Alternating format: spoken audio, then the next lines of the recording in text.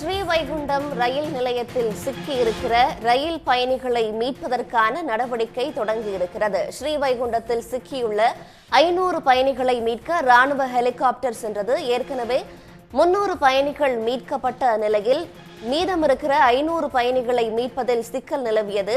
அந்த பகுதிக்கு செல்லும் சாலை துண்டிக்கப்பட்ட நிலையில் 500 பயணிகளும் அங்கேயே சிக்கி தவித்தார்கள். இந்நிலையில் தற்போது அவர்களை மீட்பதற்காக ராணுவ ஹெலிகாப்டர் சென்றிருக்கிறது. மேலதிக விவரங்களுடன் செய்தியாளர் ஷேக் அப்துல்லா இணைகிறார். ஷேக் அப்துல்லா, தற்போது தனித்தீவாக மாறியிருக்கிற ஸ்ரீவைகுண்டம் ரயில் நிலையத்திலிருந்து பயணிகளை மீட்பதற்கான நடவடிக்கைகள் தொடங்கிவிட்டனவா? எவ்வளவு ஹெலிகாப்டர் மூலமாக, எவ்வளவு கட்டமாக பயணிகள் முழுமையாக மீட்கப்படுவார்கள் என்று எதிர்பார்க்கப்படுகிறது? முழுமையான விவரங்கள். தூத்துக்குடி மாவட்டத்தை பொறுத்தவரை கடந்த 2 தினங்களாக வரலாறு காணாத வகையில் கொட்டி தீர்த்த கனமழையால் தூத்துக்குடி மாவட்டமே தனித்தீவு போல காட்சியளிக்கிறது. தூத்துக்குடி மாவட்டம் என்றால் தூத்துக்குடி மாவட்டத்தில் உள்ள ஸ்ரீவைகுண்டம் தாலுகாவை சுற்றி முழுமையாக தண்ணீர் சூழ்ந்துள்ளதால் ஸ்ரீவைகுண்டமே தனித்து விடப்பட்ட தீவாகவே உள்ளது. தற்பொழுது அந்த ஸ்ரீவைகுண்டம் ரயில்வே நிலையத்தில் செந்தூர் எக்ஸ்பிரஸில் இருந்து திருச்செந்தூரில் இருந்து சென்னை செல்லக்கூடிய ரயிலில் வந்த 800 பேர் அந்த பகுதியை சுற்றி உள்ள சூழ்ந்த வெள்ள நீரால சிக்கி தவிச்சாங்க.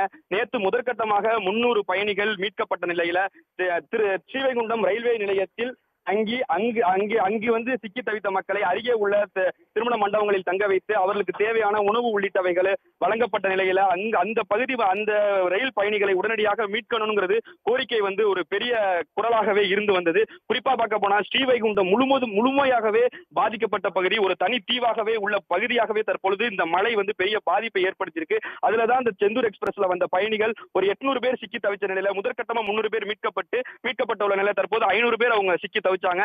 அவங்களை மீட்கிறதுக்கு உடனடியாக நடவடிக்கை எடுக்கணுங்கிற கோரிக்கை வைத்ததை தொடர்ந்து தற்பொழுது மதுரை விமான நிலையத்தில் இருந்து ராணுவ ஹெலிகாப்டர் மூலம் அந்த பகுதியில் அந்த சிக்கி தவிக்கும் மக்களை மீட்கும் பணியானது நடைபெற்று வருகிறது. குறிப்பாக தண்ணீர் முழுமையாக சூழ்ந்து உள்ளதால் அந்த மீட்கும் பணி என்பது மீட்பு படையினருக்கு, துணை ராணுவ படையினருக்கு ஒரு சவால் நிறைந்ததாகவே உள்ளது. ஏனென்றால் தண்ணீரில் தத்தளித்து உள்ள மக்களை மீட்கும் பணி என்பது சவால் நிறைந்ததாக உள்ளது. குறிப்பாக தேசிய பேரிடர் மீட்பு படையினராக இருந்தாலும் சரி, துணை ராணுவ படையினராக இருந்தாலும் சரி, தமிழ்நாடு தீயணைப்பு துறையினராக இருந்தாலும் சரி, அவங்களை மீட்க முடியாது. ஏன்னா அங்க தரைவழி தொடர்பு என்பது முழுமையாக அந்த பகுதிக்கு செல்ல முடியாத நிலையில் அனைத்து பகுதிகளிலும் செல்லக்கூடிய சாலை துண்டிக்கப்பட்டிருக்கு.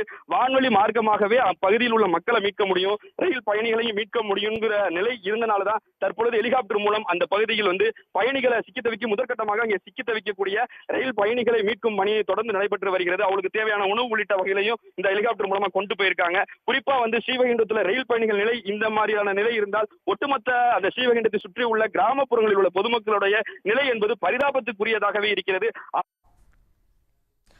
பயணிகளுக்கான காலை உணவு வழங்கப்பட்ட பிறகு முழுமையாக மீட்கப்படுவார்கள் என்று தெற்கு ரயில்வே சார்பில் அறிவிக்கப்பட்டிருக்கிறது. விவரங்களை வழங்கியமைக்காக நன்றி ஷேக் அப்துல்லா. உடனுக்குடன் செய்திகளை தெரிந்து கொள்ள சன் நியூஸ் பெல் ஐகானை கிளிக் பண்ணுங்க.